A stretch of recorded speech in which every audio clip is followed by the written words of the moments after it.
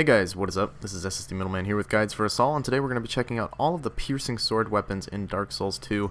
As always, just click on any of the weapons on screen if you'd like to skip to a particular one, and let's get started.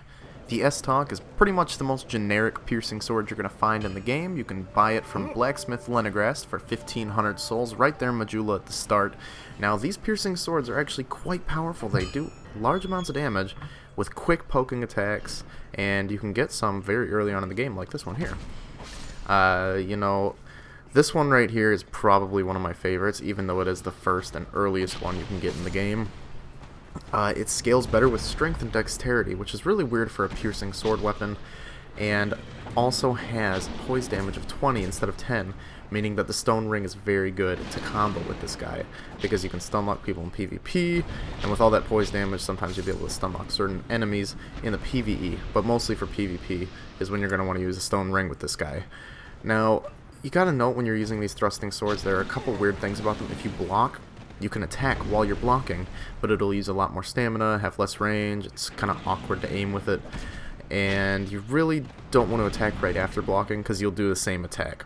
Now, at plus 10 with the Estock, you're going to be doing 210 base damage with a B scaling in strength and a D scaling in dexterity. Pretty nice for a weapon you can get right off the bat early on in the game, but I'm not going to spend too much time praising this just because it's one of my favorites. We're going to move on to the Mailbreaker. The Mailbreaker is kind of an odd piercing sword, but we'll get to that in just a moment. You can find this sword in the Forest of the Fallen Giants. Look for the chest that you'll find if you climb this ladder here. Go around the bridge, you'll fight two guys that are right next to the chest, and then you'll open up the chest, and inside will be the Mailbreaker. And like I was saying, this weapon is very, very weird. It only has 150 base damage with an S scaling and dexterity. At rank 10, you might think, well, that's kind of weak, especially compared to the Estock we just saw that you get at the beginning of the game with 210 base damage. Now, there is a special thing about this weapon, though. It will ignore shields completely with its shield-piercing strong attack. Now, you can just stab right through people's shields, especially if their poise is low enough. You can break their stance, which is great in PvP if you face like somebody who's hiding behind their shield all the time. You're getting really pissed off because every time you try to guard break them, they roll away, and then every time you try to do anything else, they're just holding their shield up. You can use this guy right here to break right through their shield. Now, like I said, the damage is 150 with an S scaling and dexterity. Not terrible, but not the greatest damage you're going to be looking for. So it would be smart to maybe apply an effect to this guy, or even make it mundane if all of your stats are a decently high level, like 20 or so. That'll make this weapon a lot more viable in combat, as opposed to just being used for specific circumstances like breaking somebody's shield. Anyways, moving on to the standard Rapier. The Rapier is definitely high up on my list of my favorite piercing swords. This guy here you can also get from Blacksmith Lenegrast for only 1,000 souls, even cheaper than the Estock. And you will have 230 base damage at rank 10, a D scaling in strength, and a B scaling in dexterity, making this do some pretty decent damage. Like I said, it also has a B scaling in dexterity, so if you have a dex build, it'll just add on to the damage even more. Now, something very interesting about this weapon is it does not have a strong attack. Instead, if you try to use the strong attack when wielded in one hand, it will parry instead of strong attack, which is very handy if you're maybe dual wielding these guys, or you just really aren't good with parrying with the shield, or you have no defensive capability on your build at all, and you can still parry with the weapon out. So that's a pretty cool thing. Do I think it's very viable? Not always. The parry seems a little bit slower than the parries with the shield. Maybe that's just my experience. That's what it feels like to me. It feels like the parry is definitely slower than that of the shields. I tried parrying at the same time I would if I was using a shield, and it just was not working out for me. But if you can figure out the timing for this guy and make the parry viable, that would be pretty awesome, and I'd actually like to see some videos of people playing PvP while parrying with the Rapier. But anyways, we're going to move on to Ricard's Rapier, which I guess you could say is a unique variant of the Rapier. I don't know. Now, Ricard's Rapier, like pretty much every other Rapier, is very unique in some regards. Now, to get this guy, if you go to the bottom of the pit, you'll find after the first bonfire where you'll drop down on some mushroom-looking things, and then you'll fight this knight-looking creature at the bottom. You'll find a chest there which contains Ricard's Rapier inside of it. Now, if you are an avid Dark Souls player and you played the first one, you'll also know that you can get Ricard's Rapier by killing Prince Ricard in the original Dark Souls game. Pretty cool thing that they included in here. Now, You can upgrade this guy to plus 10, which is regular Titanite, and you'll have an S scaling and dexterity and 160 base damage. At S scaling and dex will definitely help improve the damage of this guy. 160 might seem pretty low, but with the S and dex scaling, you will be able to get some high damage with this guy. Now, the heavy attack is also a flurry of thrust attacks, meaning you can use the old Leo ring to increase the damage of that even more, making this guy great against, you know, bosses that stand still for a while, or even enemies in PvP. If you manage to land that whole sequence of attacks on them, it'll take down quite a bit of health. Now, you do have to note, its durability is only 45, and since it's spamming attacks every single time you hit the enemy with that flurry, it is going to count against your durability. So in PvE, that might not be something you want to use on every single enemy unless you're reserving this weapon exclusively for boss fights. But in PvP, it is definitely useful. I've been killed by a couple people who use this guy here just because they end up stun locking you with that first hit, and when they get that on you, then they get all the other pokes in. And if they're using the old Leo ring with like 40 dexterity, this thing can be very deadly very quickly. Now moving on to the Chaos Rapier. Now, to get the Chaos Rapier, you're going to need to kill the enhanced undead that you'll find in Aldia's Keep. You will only find these guys in cages suspended from the ceiling. Very few of them are actually in the area. So what I recommend doing is going to that second bonfire in Aldia's Keep, having the big fat dude break the cage with the enhanced undead in it, kill the enhanced undead, then Homeward Bone or Aged Feather back to the bonfire. Without resting at the bonfire, you can go back and kill the enhanced undead again. As long as you don't rest at that bonfire, that cage will still be broken every time you go to farm from it, and you can have farming runs that are even faster. Now, this guy here is upgraded with Twinkling Titanite, and once you reach plus 5, you're going to have 110 base damage, but also 110 base fire damage, which is nice. You'll get an A scaling in dexterity and a B scaling in that fire damage. So it's very interesting if you're fighting any kind of enemy, PvE or PvP, that has any kind of fire resistance. This guy is going to end up being pretty weak. You also need 13 intelligence and 13 faith to wield it because of the fire damage that's thrown on there with it. So it's going to be kind of difficult for certain people to wield if they're doing like a pure melee build and they put no points into intelligence or faith. They're going to have a rough time because they're going to have to allocate some of their levels to intelligence and faith just to use the Chaos Rapier. And personally, I don't think it's worth it to change up your whole build just to slap this guy on there. It's nice in certain situations, and it's definitely interesting, and it also has that parry animation like the Rapier does.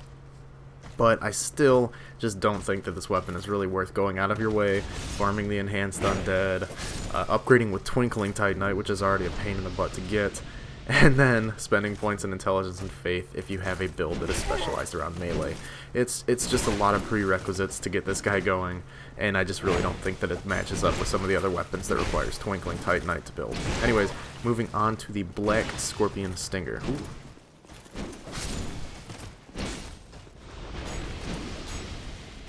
The Black Scorpion Stinger is going to be one of the easier ones to get. You don't have to farm anything. You just go to the Mimic Chest that's right outside the bonfire in the Doors of Pharaohs.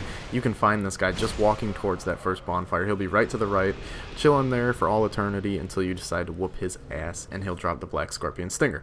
Now, this weapon is also upgraded with Twinkling Titanite, and once you get to plus 5, you'll be doing 300 base melee damage, also with an auxiliary effect of 100 base poison damage, meaning that if you get enough hits off on your enemy, you will also poison them as well as damage them. Now, this guy does a lot of damage, 300 base damage. Unfortunately, it does not have any scaling in strength or dexterity, meaning that that 300 base damage is what you're stuck at no matter the power of your build.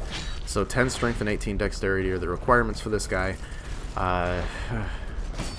I would recommend this thing just because it sounds really nice with the poison and with the 300 base damage, but with no weapon scaling, being stuck at that 300 base damage and not able to go any higher, this weapon's not going to be very versatile, especially not in any New Game Plus playthroughs. And yeah, if you guys have any, unique uses for this kind of weapon, let me know in the comments down below. I think maybe in PvP it could be applied to an interesting strategy, but at the time I just really don't see any use for this weapon, at least not in my playstyle. Now, let's move on to the Spider's Silk. Now to get the spider's silk, you're going to need to free Weaponsmith Ornifex from her cage and trade her the soul of the Duke's dear Freya, along with 1,500 of your own personal soul wallet. You reinforce this bad boy here with Petrified Dragon Bones to a +5, which will give you 195 base damage. Doesn't seem like a lot, but it comes with an S scaling and dexterity, allowing you to whop that guy up over 300, possibly over 350, depending on how high of a level in dexterity you have. Now, just like the Mailbreaker, this one will have a shield-piercing attack when you use the strong attack. You know, I really didn't find much use for this one either. It does have quite a high attack rating if you're using a dexterity build, and it is one of the longest rapiers in the game. I think the only one longer than it is the Estock. But, you know, I just really didn't find much use for this guy. The base damage is very low. If you don't have a dexterity-based build, you're not going to be doing much damage with this weapon. You're going to find it very weak. If you do have a dexterity-based build, you'll be doing a decent amount of damage with this guy, and maybe you'll find it more useful than I did. Anyways, let's move on to the Espada Rapier. To get the Espada Rapier, you just have to go back to Drangleic Castle after you defeat the Giant Lord, talk to Chancellor Welliger, who is the ghost that is standing right up those staircases, and he will give you the Espada Rapier and the Royal Dirk weapon. Now, these weapons are actually very good when you dual wield them. If you put the Royal Dirk in the left hand and the Espada Rapier in the right hand, you will get a little horizontal attack and a rolling attack with the Royal Dirk, and the Rapier can do all the poking. So it's nice compensation just in case you find yourself in situations where the Espada Rapier is not really going to connect attacks very well with the enemy. You can pull out that Royal Dirk dagger in your left hand and just go swipey, swipey, stabby, stabby. Now the Espada Rapier will be upgraded with regular Titanite to +10, which will give you 235 base damage, an E rating and or an E scaling in strength, and an A scaling in dexterity, meaning the damage can definitely go over 300 pretty easily if you have a high dexterity rating. Not a bad weapon, really not a bad weapon at all. You know, I really don't have anything much to say about this. I believe it also has that parrying effect that the Rapier has, but I'm not exactly positive. But this weapon was a lot of fun to use, especially because of the name. The name is great, Espada Rapier. You just feel fancy, or you feel like you should say, "My name's Inigo Montoya, you killed my father, prepare to die."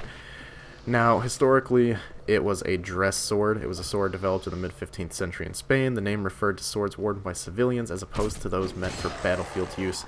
I know I'm reading that fact right off the wiki, but I really didn't know much about this weapon that was very interesting, so I'm resorting to the wiki trivia facts for this guy. Anyways, moving on to the last, but definitely not least in the rapier section, the Ice Rapier. The Ice Rapier was added in the DLC Crown of the Ivory King, and you can get this weapon from the Rampart soldiers. I showed a little route that I used to farm the Ice Rapier, but I actually found several of them in just my playthrough of the Crown of the Ivory King DLC. You'll probably come across 2 or 3 if you just play through the DLC normally, but if you really want this guy, just go through this map here and kill a bunch of those ice guys. Yeah, you upgrade this guy with Twinkling Titanite, and at rank 5, we'll have 220 base damage, a D scaling in strength, and a B scaling in dexterity. You might think, well, that's decent damage, it's not terrible, you can probably get it above an attack rating of 300. Not bad, but what's so special about this guy? Well, it does have an auxiliary bleed effect of 40, well, that's at 0, sorry, it's at 60 when you upgrade it to +5. Now, that's not amazing bleed, that's not going to get your enemy bleeding super fast, but if you use the strong attacks, you will unleash a bolt of ice. It's kind of like a soul spear. You'll shoot it right at the enemy, which will do a pretty decent amount of damage depending on what your enemy has on defense, and it's pretty nice. It's awesome. I really like using this. Unfortunately, this weapon has 50 durability, and when you use that strong attack, it's going to use up a lot of the durability. You can probably only use that strong attack 6 or 7 times before the rapier breaks, unless you're wearing something like the Bracing Knuckle Ring. I recommend the Bracing Knuckle Ring +2, actually, to protect your rapier as much as possible. But this guy is really sweet. You could even go as far as to have another rapier in the slot over and switch over to that guy when you break your first one if you're playing in a PvP fight, because that ranged attack with the Ice Rapier can change the tide of a battle like that, just in an instant. It's really awesome. I love using this weapon in PvP. It's more of a fun weapon. I mean, it is very viable, but for me, I just kind of use it for the fun of it. I don't really use it when I'm playing seriously. But yeah, I love this weapon. It's one of my favorite rapiers. I think I've said that about like 3 or 4 of them, but I just love the rapier class of weapons, the piercing swords. They're all pretty great and unique in their own ways in almost every single one.